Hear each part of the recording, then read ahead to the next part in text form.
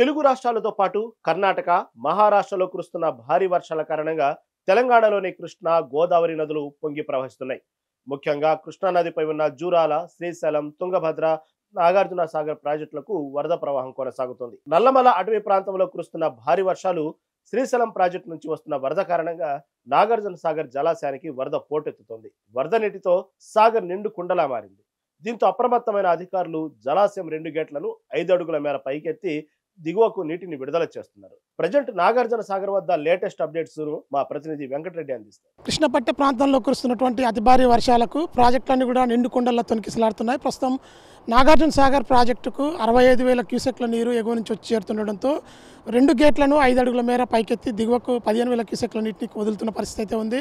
ఇప్పటికే ప్రాజెక్టు పూర్తి స్థాయి నీటి మట్టం 590 అడుగులకు, మొత్తం పూర్తి స్థాయి నీటి మట్టాన్ని మెయింటైన్ చేస్తూ 590 అడుగుల మేర ఎగువ వచ్చిన నీటి మొత్తాన్ని కూడా దిగువకు పులిచింతల వైపు వదులుతున్నారు.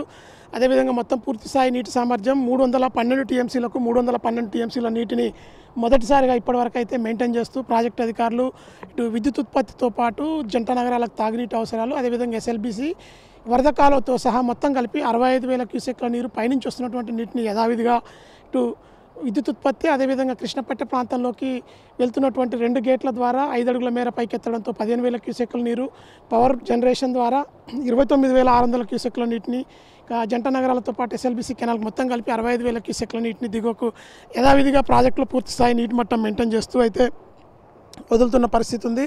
ఇక ఎగువల శ్రీశైలంకి సుంకేష్లతో పాటు భారీగా వరద వచ్చి చేరుతుండడంతో జూరాల నుంచి కూడా మొత్తం 1,90,000 క్యూసెక్ల నీరు వచ్చి చేరుతుండడంతో ఈరోజు సాయంత్రం వరకు నాగార్జున సాగర్కు 2 లక్షలకు పైగా క్యూసెక్ల నీరు ప్రాజెక్టులోకి వస్తుందని అంచనా వేస్తున్న నేపథ్యంలోనే సాయంత్రం ఇంకా ప్రాజెక్టు గేట్లు దాదాపు 10 నుంచి 15 వరకు ఎత్తి దిగువకు నీటిని వదిలేందుకు అధికారులు అయితే ఓవైపుకు సమాయత్తమయ్యారు. గత సంవత్సరంతో పోలిస్తే ఈ ఏడాది 15 రోజుల ముందుగానే నాగార్జున సాగర్ డ్యామ్కు ఊహించిన దానికంటే ఎక్కువ వరద నీరు రావడంతో ఆ ప్రాంత రైతులంతా కూడా హర్షం వ్యక్తం చేస్తున్నారు.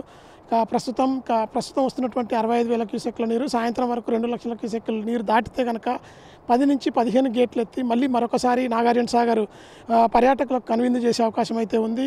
ప్రస్తుతం నల్గొండ జిల్లా ఉమ్మడి జిల్లా పరిధిలో ఉన్నటువంటి 4 లక్షల ఎకరాలకు సాగునీరు అందించినటువంటి ఈ బహుళార్థ సాధక ప్రాజెక్టు ఖమ్మం జిల్లాతో పాటు కృష్ణా జిల్లా, అదేవిధంగా ప్రకాశం జిల్లాలో కొంతమేర అంటే మొత్తం 10 లక్షల ఎకరాలకు సాగర్ ఎడమ కాలువ ద్వారా నీటిని అందించేందుకు 132 టీఎంసీల నీరైతే అవసరం ఉంటుంది.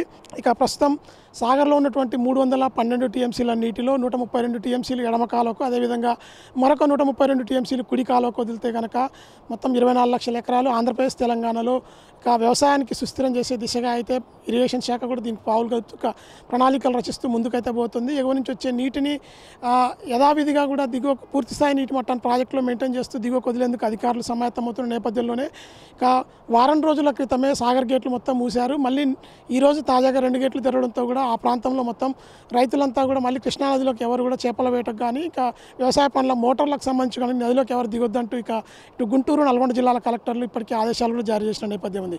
సాయంత్రంకి మళ్ళీ నాగార్జున సాగర్ డ్యామ్ గేట్లు 10 నుంచి 15 గేట్లు పైకెత్తి దిగువకు నీటిని వదిలేందుకు అవకాశం ఉండడంతో అర్ధరాత్రి దాటిన తర్వాత కృష్ణానదిలో పరవలు దక్తూ కృష్ణమ్మ దిగువకు చేరుకునే అవకాశం ఉండడంతో ఎవరు కూడా నదిలోకి వెళ్ళొద్దు అంటూ ఇప్పటికీ హెచ్చరికలు అయితే జారీ చేశారు.